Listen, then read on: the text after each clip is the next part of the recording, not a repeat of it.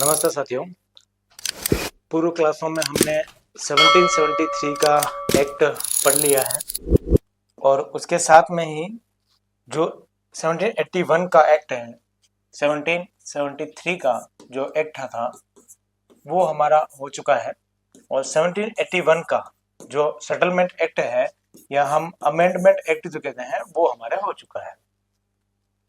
ये दोनों एक्ट आने के बाद में जब 1773 का एक्ट आया तो उसमें पहली बार ईस्ट इंडिया कंपनी पर कुछ अंकुश लगाने का कार्य किया गया।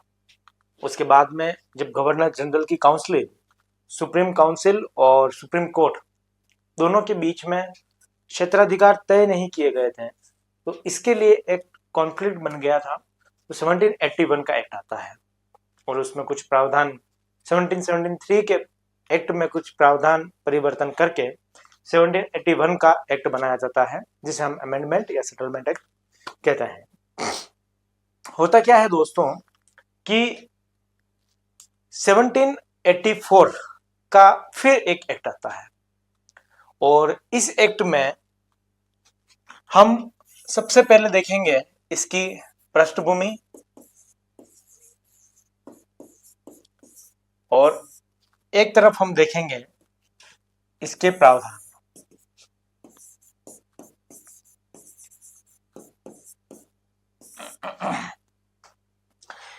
क्या होता है कि 1783 में ईस्ट इंडिया कंपनी जो है ना वो 1773 में किस तरीके से ऋण मांगती है उसी तरीके से एक बार पुनः 1783 में ये ऋण मांगने ब्रिटिश सरकार के पास पहुंच जाती है।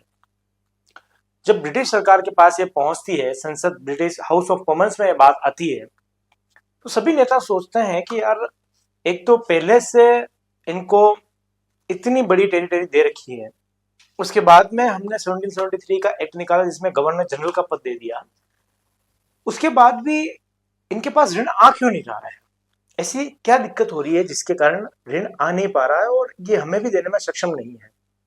देखिए क्या होता है कि 1773 के एक्ट में गवर्नर जनरल को बहुत ज्यादा पावर दे दी गई थी। अब एक अकेले व्यक्ति को अगर आप कोई पावर देंगे तो बेसिक सी बात है कि वो भ्रष्टाचार करेगा ही करेगा, चाहे कितना भी ईमानदार व्यक्ति क्यों ना हो, कहीं ना कहीं उसके बीच मन में लालच। और खैर वो अंग्रेज था तो एक उसके आना स्वाभाविक भी था।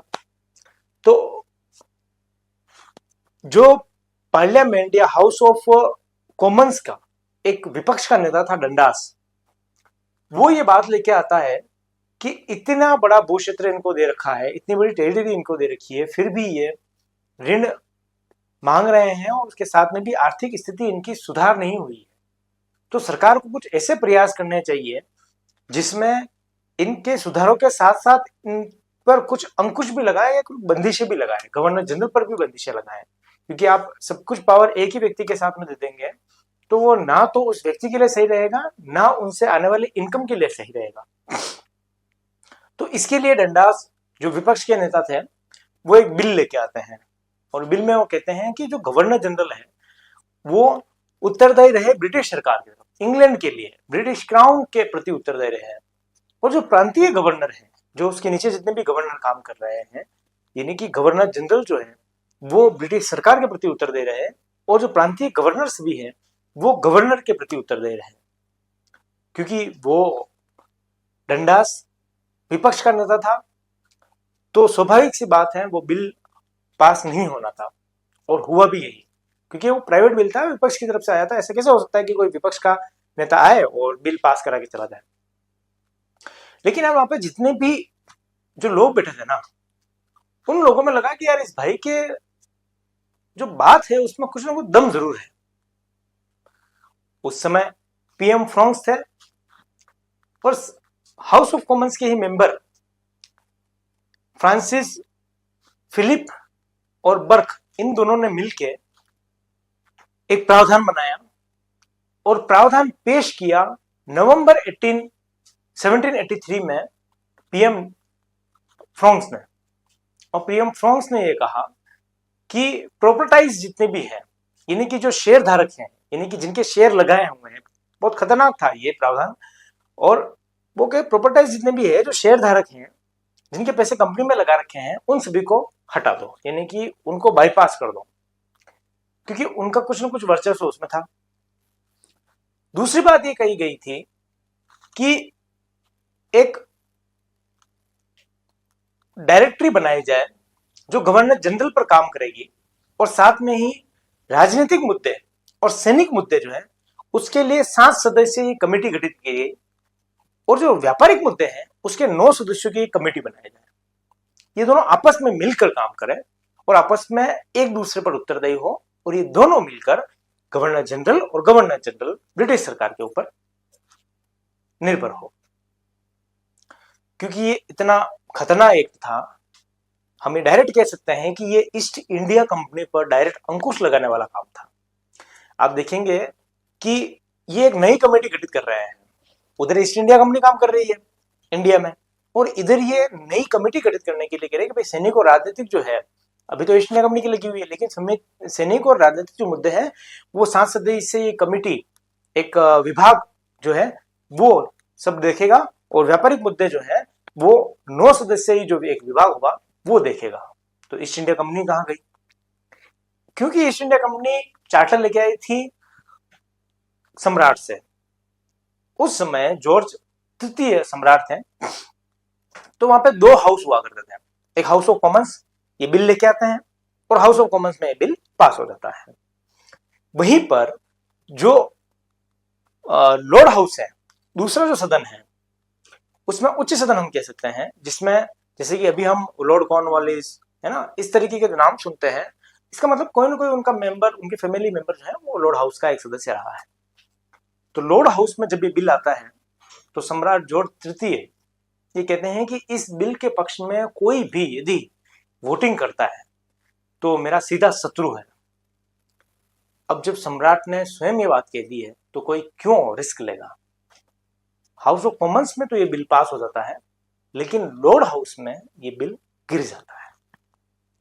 ये जैसे ही ये बिल गिरता है, इसका मतलब ये हुआ कि आपके पास बहुमत नहीं है, और बहुमत नहीं है तो उनके खिलाफ अविश्वास प्रस्ताव आ जाता है। अविश्वास प्रस्ताव आते ही पीएम फ्रांस और नॉर्थ की जो मिलीजुली सरकार थी वो रिजाइन दे देती है। रिजाइन देने के साथ में ही ये जो सरकार है वो टूट जाती है और बिल यही खारिज हो जाता है। नए पीएम वहां पे बनते हैं, पीएम विलियम पिट चयन होके आते हैं, और उसके बाद में उनको लगता है कि जो पूर्व में ये घटना घटित हुई है इसमें कुछ ना कुछ दम है, और ये जो सारे प्रावधान हैं इनमें कुछ मॉडिफाइड करके, यानी कि इनमें कुछ संशोधन करके वापस ये जो बिल है वो पास कराना जरूरी है, और इंडिया के पक्ष में कुछ न कुछ निर्णय लेने ब्रिटिश सरकार को जरूरी है। अगर ऐसा नहीं करेंगे तो ये बहुत ज्यादा कठिनाई में आ जाएंगे।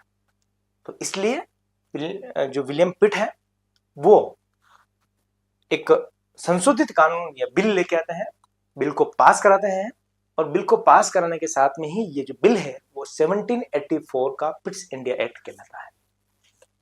दोस्तों यहाँ ये बात जानना जरूरी है कि ये पहला ऐसा मुद्दा था जब भारत के संदर्भ में बात करते हुए ब्रिटिश की सरकार गिर जाती है। जो हमने पीएम फ्रांस और नॉर्थ की जो मिलीजुली सरकार देखी थी वो ऐसी पहली घटना थी।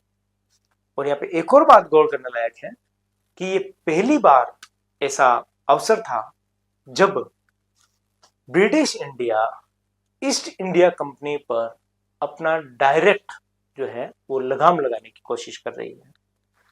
ब्रिटिश संसद जो है वो डायरेक्ट इंडिया पे रूलिंग करना चाहता है, और जो ब्रिटिश संसद है वो ईस्ट इंडिया कंपनी को बाईपास करके उनकी जो शक्तियां हैं उनको कमजोर करना चाहता है। तो ये पूरी थी इसकी पृष्ठभूमि। चलिए इस पूरी पृष्ठभूमि को अब हम स्टेप बाय स्टेप लिख लेते हैं।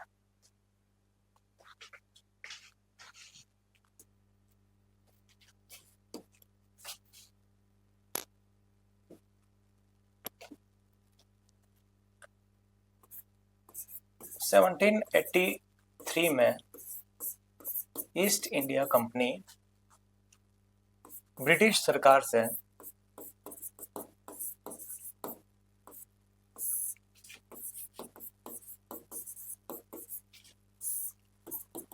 ऋण मांगती है,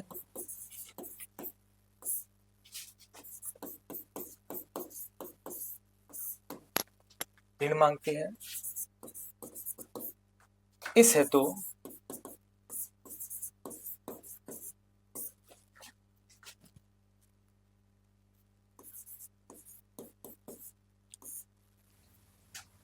ब्रिटिश सरकार के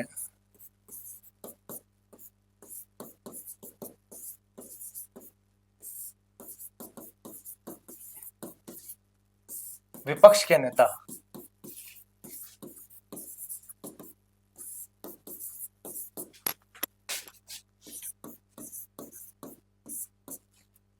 और विपक्ष के नेता कौन थे? डंडास।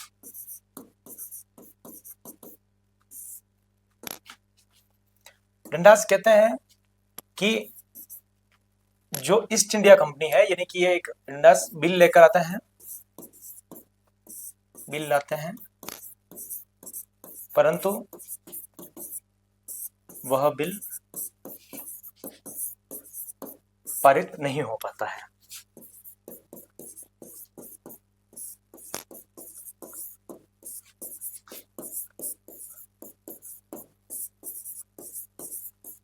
अब इन्होंने क्या क्या प्रावधान रखे थे इसमें? जो डंडास के प्रावधान थे,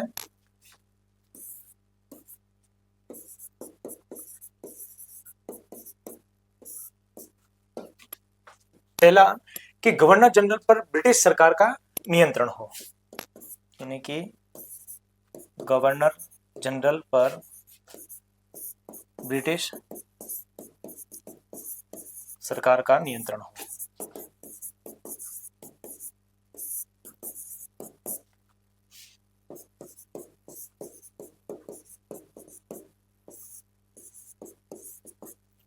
और दूसरा, पहला तो गवर्नर जनरल पर ब्रिटिश सरकार का नियंत्रण हो, और दूसरा ये कहा था कि जो प्रांतीय गवर्नर है, यानी कि बंगाल, बिहार और मद्रास के जो प्रांतीय गवर्नर है, यानी कि प्रांतीय गवर्नर पर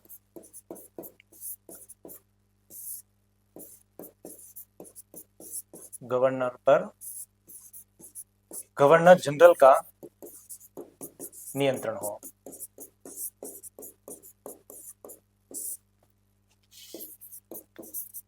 यानी कि सीधे रूप से कहें कि जो गवर्नर जनरल है वो पूरा किसको उत्तरदायी होगा? ब्रिटिश सरकार को। और वहीं पर जो प्रांतीय सरकार है, प्रांतीय गवर्नर है, वो किसे? गवर्नर जनरल पर अपना कंट्रोलिंग, यानी गवर्नर जनरल जो है वो प्रांतीय गवर्नर पर अपने कंट्रोलिंग रखेगी। तो ये दोनों प्रावधान थे। क्योंकि वो विपक्ष के नेता थे, इसलिए बिल पारित नहीं हो सका। तो होता क्या है कि रंडास के बाद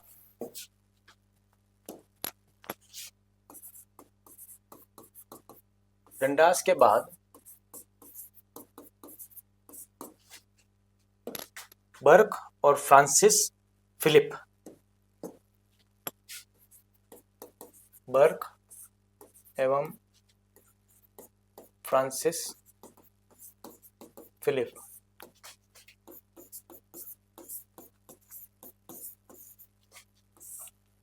फिलिप द्वारा यह निर्मित किया जाता है। निर्मित बिल नवंबर 1783 में पीएम फ्रांक्स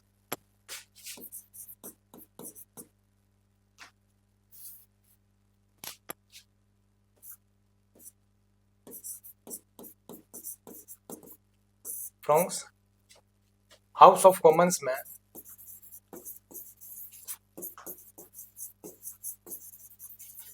कॉमन्स में बिल रखते हैं।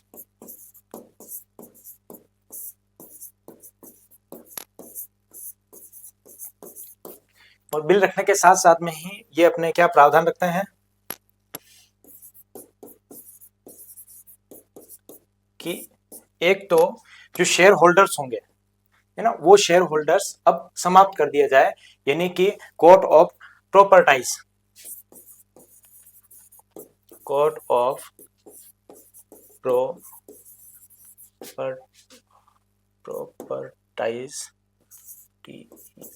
प्रॉपर्टाइज COP COP को समाप्त किया जाए।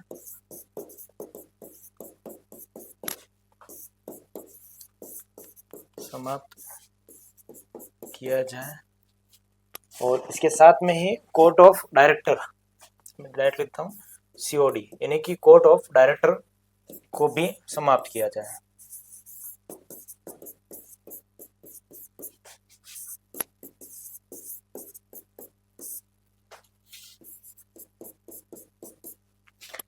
कोर्ट ऑफ डायरेक्टर यानी कि गवर्नर जनरल और उसके साथ में 4 सदस्यों की हमने देखी थी, उसको समाप्त कर दिया जाए। और कोर्ट ऑफ प्रॉपर्टाइज यानी कि जो शेयर होल्डर्स वाली है, शेयर होल्डर्स धारक है, शेयर धारक है ना, शेयर धारकों को इनको समाप्त कर दिया जाए, जिनके पैसे लगे हुए हैं उनको ही समाप्त कर दिया जाए। बड़ा गजब का ये प्रावधान रखा गया था इसमें। और उसके साथ में ही नेक्स्ट, राजनीतिक और सैनिक मामलों के लिए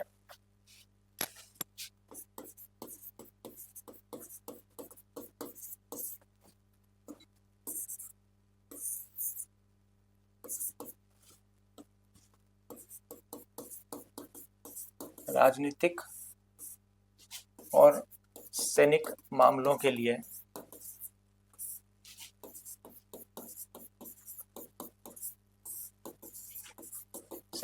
के लिए या सैनिक शक्ति के लिए गए हैं, सैनिक मामलों के लिए 7 सदस्यीय आयुक्त बनाया जाए। 7 सदस्यीय आयुक्तालय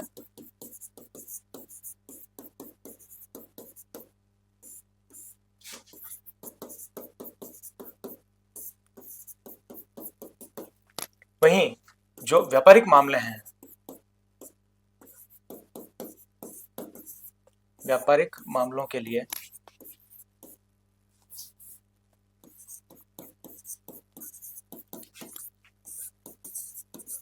व्यापारिक मामलों के लिए 9 सदस्यीय या 9 सदस्यों का उपनिदेशक बोर्ड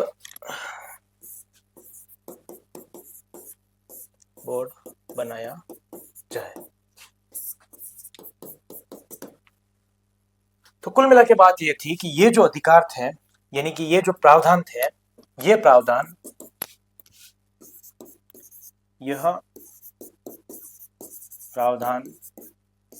ईस्ट इंडिया कंपनी पर अधिकार या अधिकारों पर अंकुश लगाने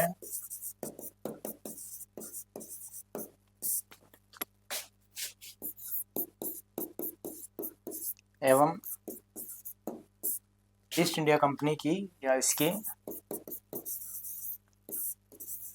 शक्तियों को कम करने का प्रावधान था।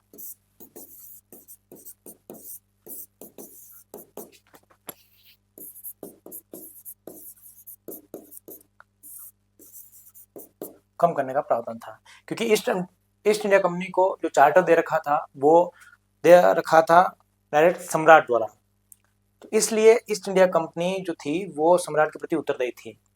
यानी कि अगर ईस्ट इंडिया कंपनी को आपको चैलेंज करना है तो आप सीधे ही किसको, सम्राट को चैलेंज कर रहे हैं। और हमने ये देखा था कि जो 1688 में गौरवपूर्ण क्रांति होती है ब्रिटेन में, उस समय पर सम्राट से सारी शक्तियां ब्रिटेन संसद के पास आ चुकी थी। तो इसलिए ये अभी भी ईस्ट इंडिया कंपनी जो है वो किसके प्रति अधिक उत्तरदायी थी, तो वो क्या थी, सम्राट के प्रति अधिक उत्तरदायी थी। अब इतना सब कुछ तो हो चुका था, तो अब होता क्या है कि ये जो बिल है, यह बिल हाउस ऑफ कॉमन्स में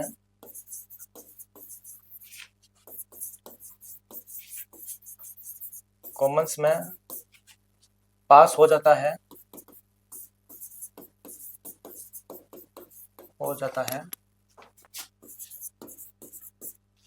तत्पश्चात यह बिल लोअर हाउस में जाता है।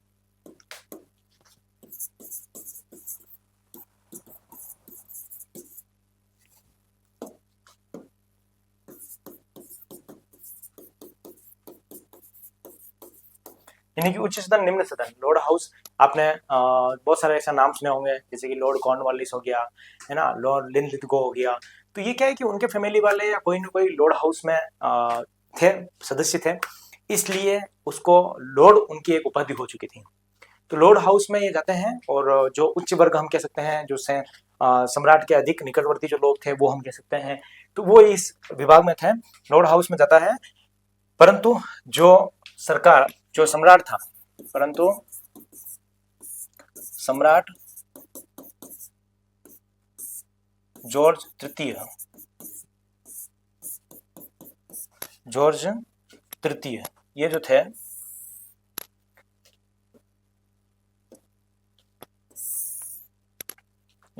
जॉर्ज तृतीय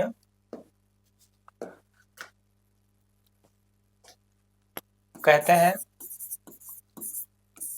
या जॉर्ज तृतीय इस बिल के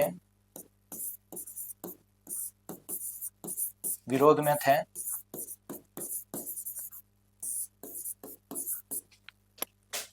थे, और इन्होंने कहा कि इस बिल का समर्थन करने वाले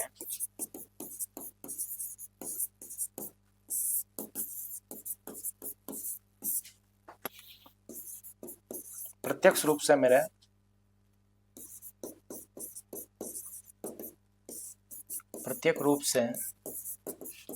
मेरे शत्रु होंगे।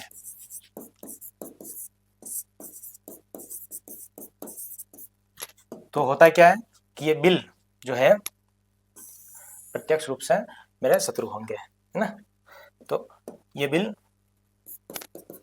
नेक्स्ट पेज पे ले लेते हैं, आप नोट कर लीजिए।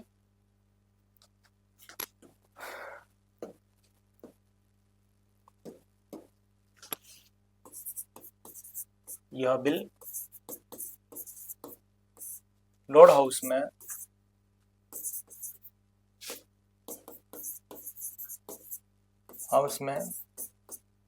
पास नहीं हो पाता है,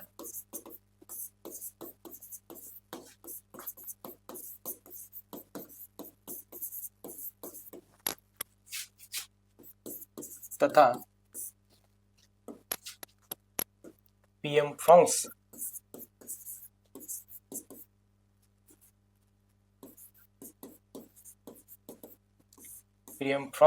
एवं नॉर्थ की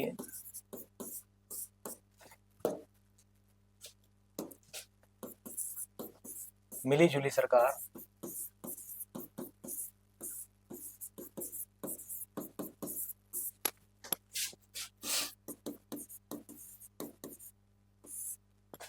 गिर जाती है।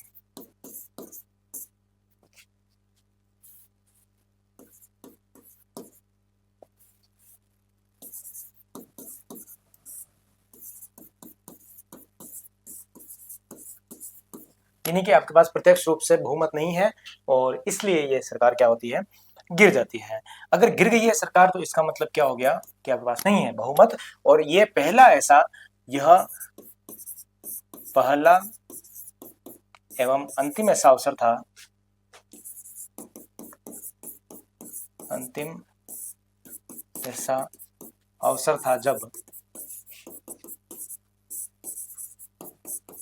जब किसी भारतीय मुद्दे पर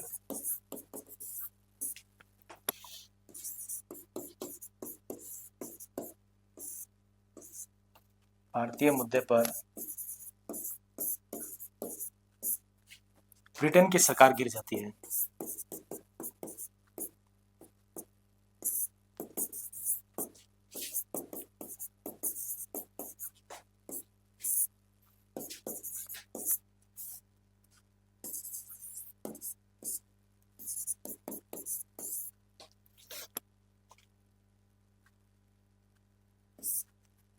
गिर जाती है।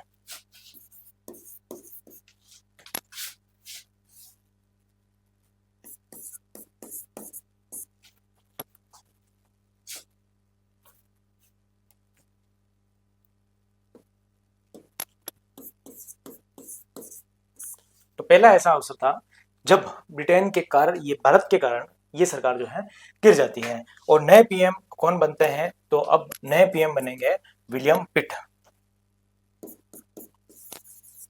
न्यू पीएम विलियम पिट।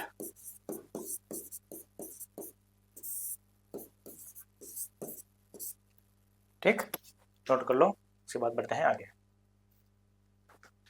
विलियम पिट जैसे ही सरकार बनते हैं, सरकार में आते हैं, सरकार बनाते हैं, तो पिट कुछ संशोधन करने पर, कुछ संशोधन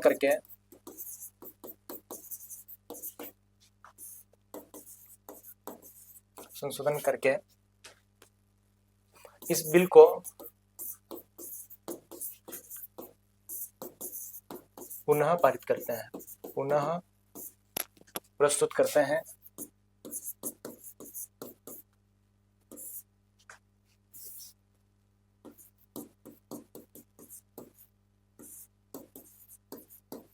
प्रस्तुत करते हैं। और यही जो बिल है वो 1784 में पास होता है। और पास होने के बाद में पिट्स इंडिया एक्ट, विलियम पिट के नाम से ही पिट्स इंडिया एक्ट जो है वो कहलाता है। तो देखते हैं कि इसमें क्या क्या प्रावधान थे। तो सबसे पहले ये कब आता है? तो अगस्त 1884 में, यानी कि पिट्स इंडिया बिल प्रस्तुत करते हैं तो फिर जनवरी, तो जनवरी 1784 और अगस्त 1784, है ना, जनवरी 84 ये प्रस्तुत करते हैं बिल को। और 84 में ये क्या हो जाता है? पास हो जाता है। पास होने के साथ में ही इसका जो शीर्षक है वो बहुत महत्वपूर्ण है। और शीर्षक क्या नाम देते हैं? गौर करिएगा, इस बिल का शीर्षक देते हैं भारतीय ब्रिटिश, यानी कि भारत में ब्रिटिश आधिकारिक क्षेत्र। भारत में ब्रिटिश अधिकाराधीन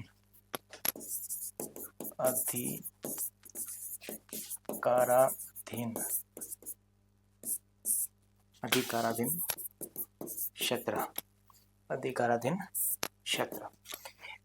बहुत ध्यान करने योग्य ये बात है कि भारत में ब्रिटिश अधिकाराधीन क्षेत्र, यानी कि भारत में कौन कौन से अधिकार वाले क्षेत्र हैं, उस क्षेत्र के लिए ये जो बिल है वो पास किया जा रहा है। यानी कि अब सीधे सीधे तौर पर ईस्ट इंडिया कंपनी को ये मैसेज था कि ईस्ट इंडिया कंपनी अब वहां से सिर्फ शासन नहीं करेगी, व्यापार करेगी। और शासन सारा कौन करेगा? ब्रिटिश क्राउन करेगा। तो इसलिए इसका शीर्षक जो है वो भारत में ब्रिटिश अधिकाराधीन रही। ये पहली बार ऐसा था जब ईस्ट इंडिया कंपनी पर अपना स्वामित्व स्थापित कर रही थी। कौन स्वामित्व स्थापित कर रही थी? ब्रिटिश क्राउन, है ना।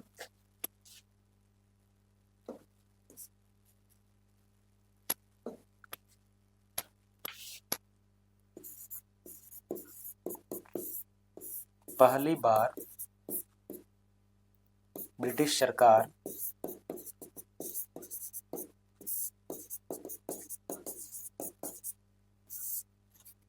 ईस्ट इंडिया कंपनी पर अधिकार या स्वामित्व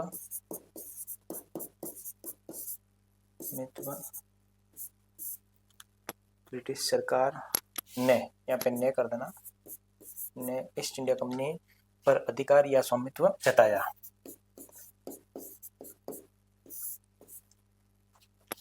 पहला ऐसा अवसर था जब ईस्ट इंडिया कंपनी पर जो ब्रिटिश क्राउन है वो अधिकार या स्वामित्व जता रही थी। नोट कर लीजिए। और इसके साथ में ही जो पिट्स इंडिया एक्ट के प्रावधान है वो हम पढ़ेंगे नेक्स्ट क्लास में, क्योंकि क्लास बहुत ज्यादा लंबी हो जाएगी। तो ये थी कुछ इसकी पृष्ठभूमि, और पृष्ठभूमि में हमने समझा कि किस तरीके से जो 3 बार है वो ये प्रावधान आता है।